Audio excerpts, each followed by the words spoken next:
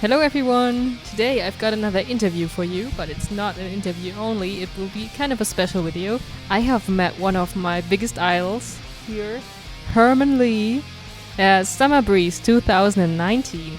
And I want to say many huge thanks to Summer Breeze and to October Promotion for making this happen.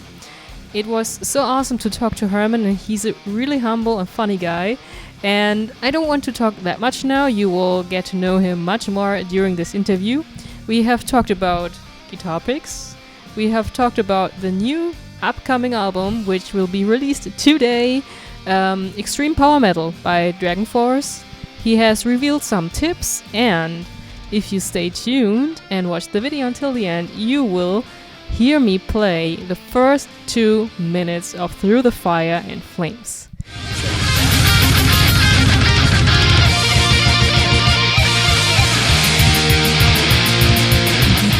So have fun with the interview, drop a comment how you like this stuff, and give this video a thumbs up if you liked it. Hey guys, and look who we've got here, Herman Li from Dragonforce, and it's such a pleasure to meet you as a fellow Ibanez guitarist. Ibanez S-Series, that's the instrument you're playing. What made you choose this instrument? Well, my one actually evolved from the S-Series into the E-Gen, which became my signature model. Yeah. It's actually took the S-Series and make it like a super S-Series. So my one actually got a bunch of features that's not on the S-Series. To kind of, so I can do all this crazy stuff, kicking the guitar in the air, catching it, and it just makes it easier to play. But I've been playing S-Series before that since 1995. So like a long time. How many years ago is that? Yeah. I'm wondering, when did you start playing guitar? 1992.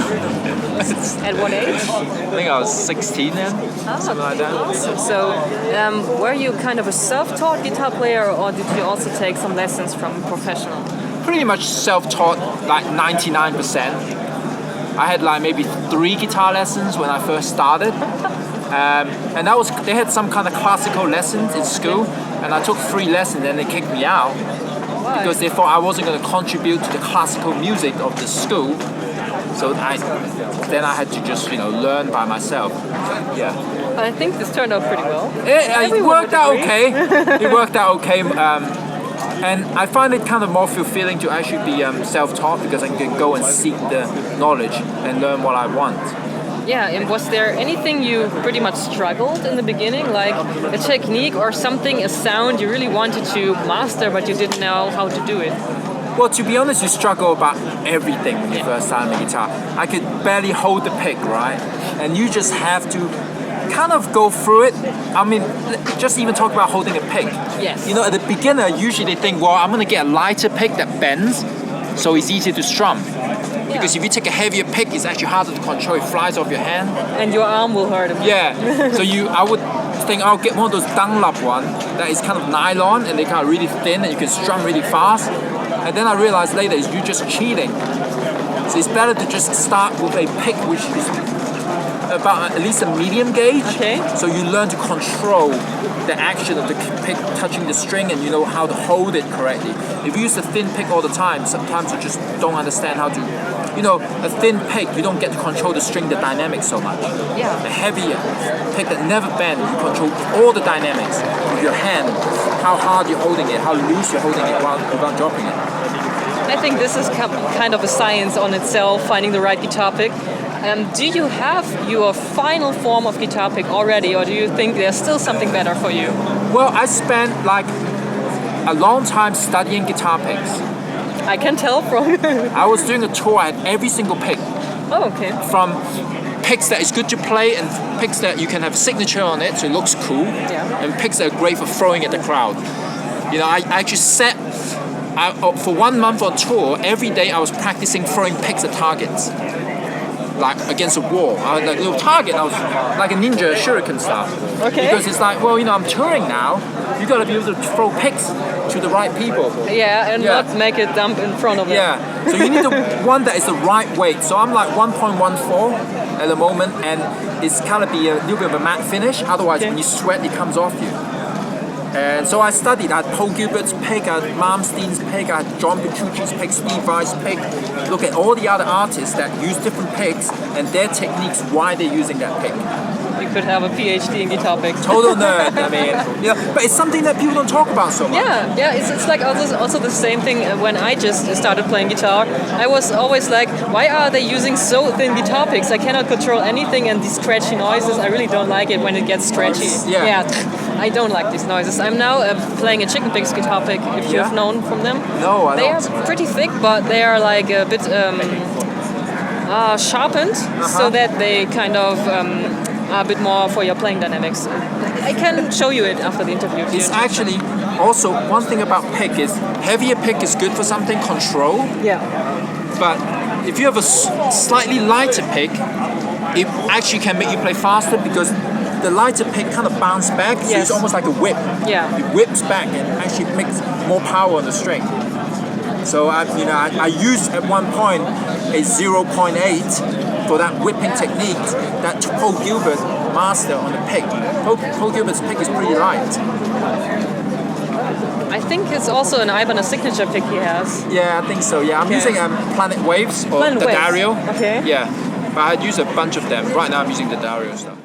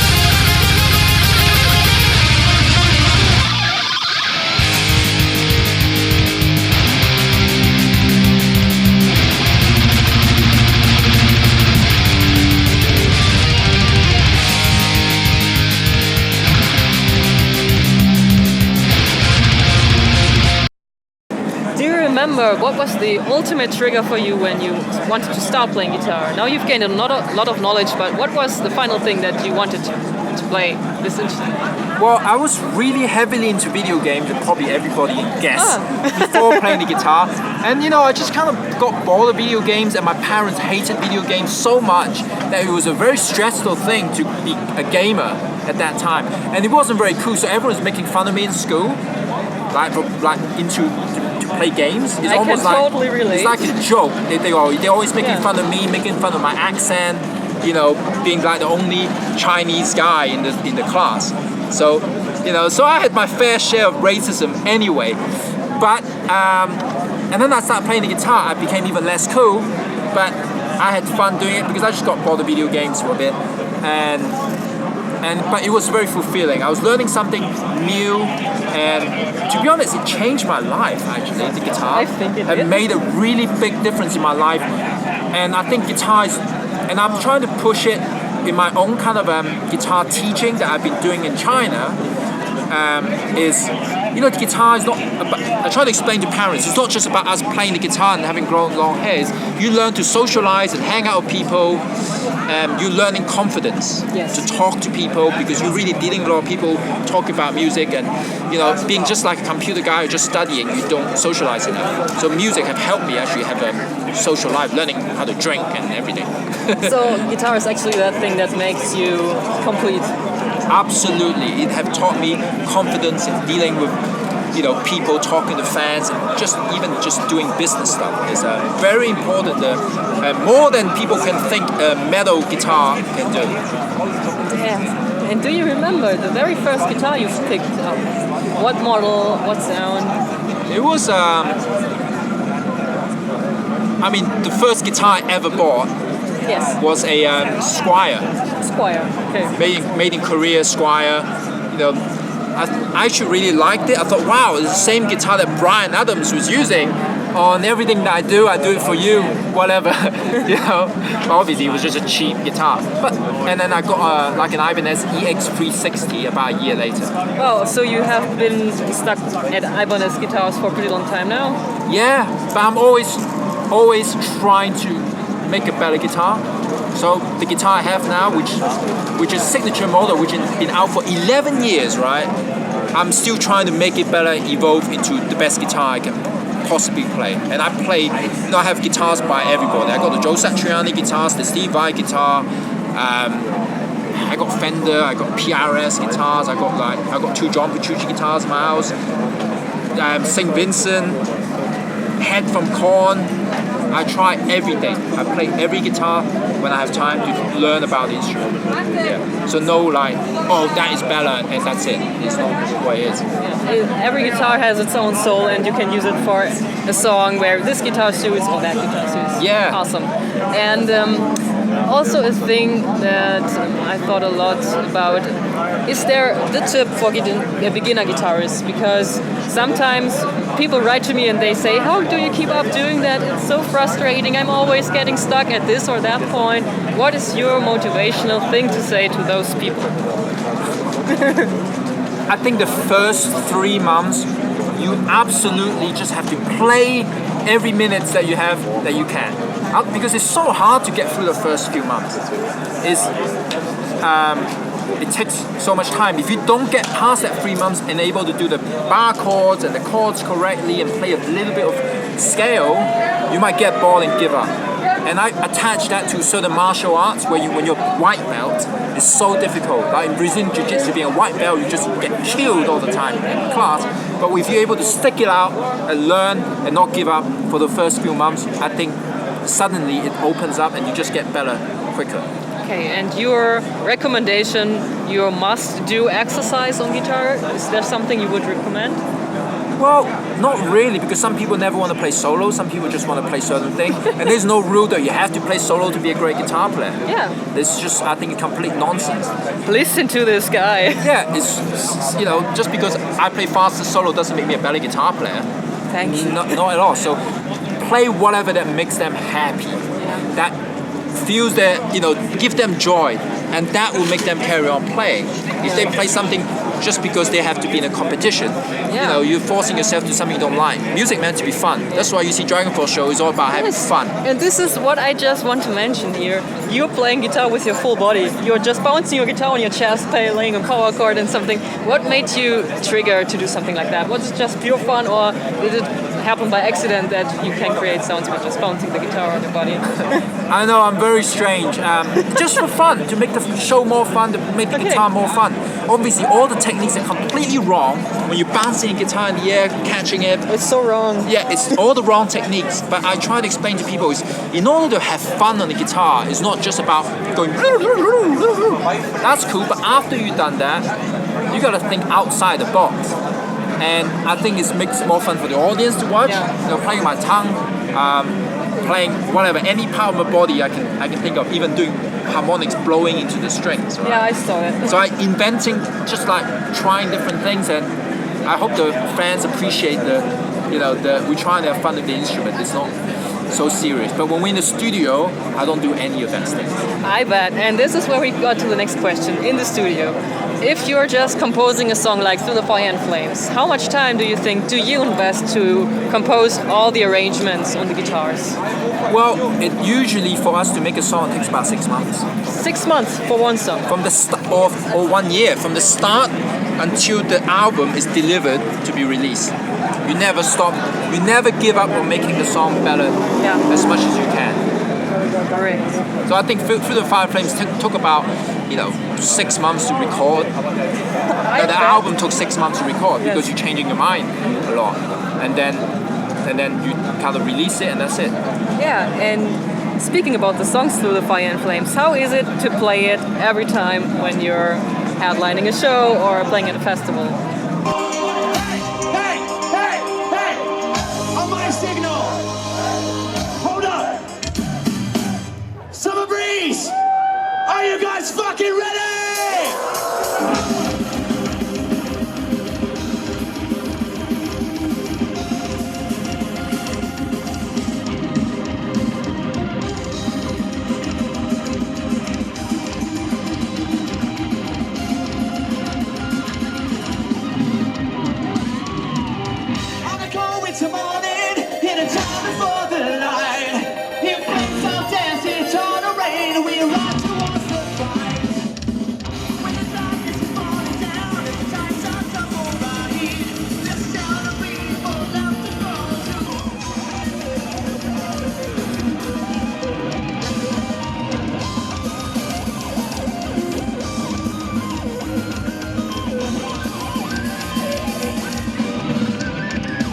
Well, that's where it comes with all this body playing to make it more fun to play. Okay. Jumping around, spinning in the air, because just standing there playing is like, well, we've done that a million times.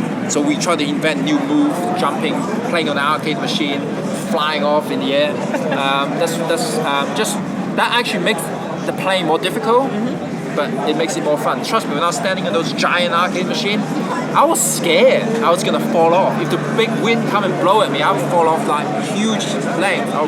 I thought I would break my arms and the guitar can go inside me if I fall off on those big machines. Gruesome stuff happening. So I really had to concentrate on playing at that and having my balance. It's pretty high. I can imagine. So you actually invent more and more stuff so that this song never gets boring for you guys. So you will say this song is never the same. That's right. I don't know if people seen it. Me snorkeling, playing the guitar solo for Valley of a Dam. I did like a 1 minute guitar solo under the water with just oxygen breathing snorkel. I mean, why would you do that? But why not? And why wouldn't you play a song from a new album? You just teasered it and you didn't play a song from the new album. We start playing it when the album comes out. And I think this is where we will stop the interview because we will keep this a secret too, but heads out on September when your new album comes out, which is called?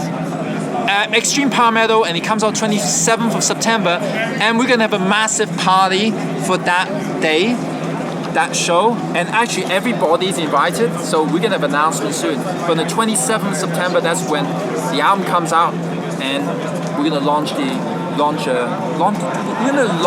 party for it. And we're actually gonna invite everybody. All right. Absolutely everybody. Hope to see you there. Right, I really hope you have enjoyed this video. Also tell me how you like my first try to Through the Fire and Flames. I'm not there yet, but I have just taken 4 hours last weekend to practice these guitar parts, and it's a guitar breaking track, so no original guitar is included, just mine, and I'm pretty happy about the result at the moment. And yeah, let's just see when I will be able to play the whole song. Maybe it will be possible, maybe not. And yeah, don't forget to check out Dragonforce's new album, Extreme Power Metal. I have had the pleasure to see them live, and their new live set concerning album artwork is so awesome. And at this point, I want to say many thanks to the people who just allow me to do awesome stuff, because so many things changed during the past year.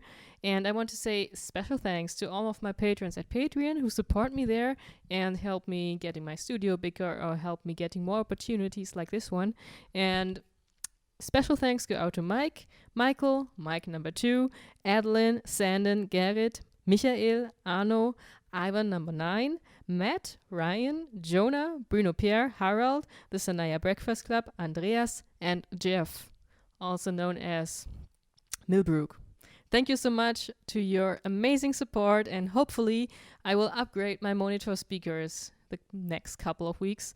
And also stay tuned for a new album of my band OVERSENSE. We are now at the recording process, so if you just follow us on social media, you will hear original songs by us very, very soon.